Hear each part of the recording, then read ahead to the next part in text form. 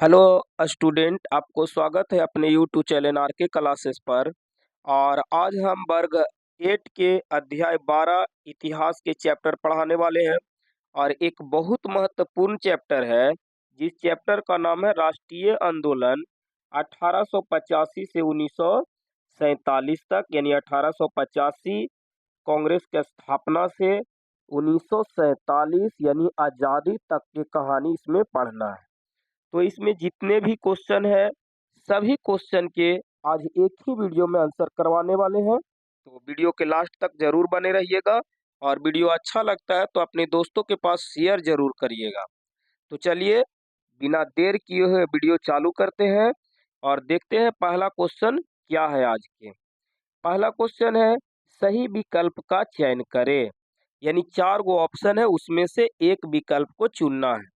जैसे पहला क्वेश्चन आपको है, कांग्रेस की स्थापना में किन तत्वों ने महत्वपूर्ण भूमिका नहीं निभाया। ये ध्यान देना है, नहीं निभाया, ठीक है ना। तो नहीं निभाया, आप जानते हैं कि कांग्रेस की स्थापना 1885 ईस्वी को हुआ था। 28 दिसंबर 1885 ईस्वी को बम्बई के ग्वालियर टैंक में इसका पहला स्थापना हुआ था, पहला बैठक हुआ था। तो इसका ऑप्शन देख लेते हैं, क्या ऑप्शन है। शुरुआती राजनीतिक संगठनों ने एक राष्ट्रीय संस्थान के गठन के जरूरत ने, ये वाला किया था। एक राष्ट्रीय संस्थान गठन के जरूरत के लिए ही कांग्रेस की स्थापना हुआ था। अंग्रेजों की शोषणकारी नीति ने, हाँ, अंग्रेजों के शोषणकारी नीति के कारण ही अंग्रेज के कांग्रेस की स्थापना हुआ था। और घ ऑप्शन है अंग्रेजों के स्वच्छ प्रशासन ने। तो ये तीनों के कारण कांग्रेस की स्थापना हुआ था, लेकिन यहाँ कह रहा है किसका भूमिका नहीं है। तो इस प्रकार से आपको ऑप्शन ए सही हो जाएगा, यानी पहला के आंसर हो जाएगा कौन, तो आंसर हो जाएगा का नंबर। आगे देखते हैं क्वेश्चन नंबर 2। क्वेश्चन नंबर 2 देखते हैं, राष्ट्रीयता की भावना का विकास हुआ। राष्ट्रीयता के भावना का विकास हुआ प्रशासनिक एवं न्यायिक एकरूपता के कारण। तो ये नहीं है, सॉरी, ये है प्रशासनिक एवं न्यायिक एकरूपता के कारण ही राष्ट्रीयता के भावना का विकास हुआ था, इस प्रकार से ये होगा। संचार साधनों के विकास के कारण, ये भी सही है, राष्ट्रीयता के भावना संचार साधनों के विकास के कारण हुआ था। उपर्युक्त में से दोनों कारण, तो इस प्रकार से आपका आंसर ग हो जाएगा। उपर्युक्त में से दोनों यानी क और ख दोनों है, इसीलिए ऑप्शन नंबर ग सही होगा। तीसरा नंबर क्वेश्चन देखते हैं। तीसरा नंबर क्वेश्चन कहता है, आईसीएस आईसी आईसीएस की परीक्षा में शामिल होने के लिए उम्र अवधि 21 वर्ष से घटाकर कितना वर्ष किया गया। यानी आईसीएस के परीक्षा पहले 21 वर्ष के लिए 21 वर्ष के उम्र वाला ही शामिल होता था, लेकिन उसको घटा के कितना वर्ष कर दिया गया था ये पूछ रहा है। तो 21 वर्ष से घटाकर आप याद रखिएगा 19 वर्ष कर दिया गया था। कितना वर्ष कर दिया गया था, 19 वर्ष कर दिया गया था, इन 2 वर्ष कम कर दिया गया था। 4 नंबर क्वेश्चन देख लेते हैं, समाचार पत्रों ने किन किन विचारों को लोकप्रिय बनाया। समाचार पत्र जो है किन किन विचारों को लोकप्रिय बनाया। तो प्रतिनिधित्व तत्व व्यवस्था के इसका लोकप्रिय बनाया है। स्वतंत्रता एवं लोकतांत्रिक व्यवस्था को इसको भी लोकप्रिय बनाया है। सिर्फ का कोची होता है, सिर्फ अगर का रहता था का ऐसा ही हो जाता, ये लिखने की जरूरत नहीं, तो इस प्रकार से ये ऑप्शन हो ही नहीं सकता है। का एवं खा दोनों, इस प्रकार से आपको आंसर हो जाएगा घ नंबर। का और ख दोनों जो है लोकप्रिय बनाया था समाचार पत्रों ने। तो चौथा का आंसर हो जाएगा घ, याद रखिएगा। आगे देख लेते हैं अगला नंबर क्वेश्चन जो है, क्वेश्चन नंबर 5। वर्नक्यूलर प्रेस एक्ट के माध्यम से किया गया था। वर्नक्यूलर प्रेस एक्ट के माध्यम से क्या किया गया था जो पूछ रहा है। यानी वर्नक्यूलर प्रेस एक्ट जो था ना, ये था कि समाचार पत्रों पर प्रतिबंध लगा दिया था। यानी जो भी समाचार अंग्रेजों के खिलाफ लिखता था उस पत्रिका को वर्नक्यूलर प्रेस एक्ट के माध्यम से बंद करवा दिया जाता था। तो ऑप्शन देखते हैं, अंग्रेजी समाचार पत्रों पर प्रतिबंध लगाया गया। तो ये सही है। अंग्रेजी समाचार पत्रों पर क्या किया गया था? प्रतिबंध लगाया गया था। नहीं, अंग्रेजी समाचार पत्र पे नहीं लगाया था। भारतीय भाषा के समाचार पत्रों पर प्रतिबंध लगाया था। इस प्रकार से आपको खास सही होगा। ठीक है, तो ध्यान दीजिएगा, अंग्रेजी समाचार पत्रों पर प्रतिबंध नहीं लगाया था। लगाया था किस पे? तो भारतीय भाषा के समाचार पत्रों पर प्रतिबंध लगाया था। तो पूछेगा क्वेश्चन कि वर्नाक्युलर प्रेस एक्ट के माध्यम से क्या किया गया था? तो भारतीय भाषा के समाचार पत्रों पर प्रतिबंध लगाया गया था। अगला क्वेश्चन देखते हैं। क्वेश्चन नंबर 6, बंग भंग के बाद पूरे बंगाल में क्या हुआ? यानी बंगाल में 1905 ईस्वी में बंग भंग आंदोलन चला था, जिसका स्वदेशी आंदोलन भी नाम दिया गया था। तो बंग भंग आंदोलन में क्या हुआ था ये बताना है। तो शोक दिवस, हाँ, बंग भंग आंदोलन में शोक दिवस मनाया गया था। ठीक है, तो इस प्रकार से आपको क्या होगा? लोगों ने उपवास रखा था, ये भी सही है। लोग उपवास रहे थे, यानी लोग भूखे रहे थे। विदेशी वस्तुओं का बहिष्कार किया गया था, हाँ, यानी बंग भंग आंदोलन में पूरे बंगाल में ये तीनों घटना किया गया था। शोक दिवस भी मनाया गया था, लोगों द्वारा उपवास भी रखा गया था, और विदेशी वस्तुओं का बहिष्कार भी किया गया था। इस प्रकार से आपका ऑप्शन नंबर घ जो है ये सही हो जाएगा। तो 6 नंबर सही हो जाएगा कौन? तो उपर्युक्त में से सभी, यानी ये तीनों।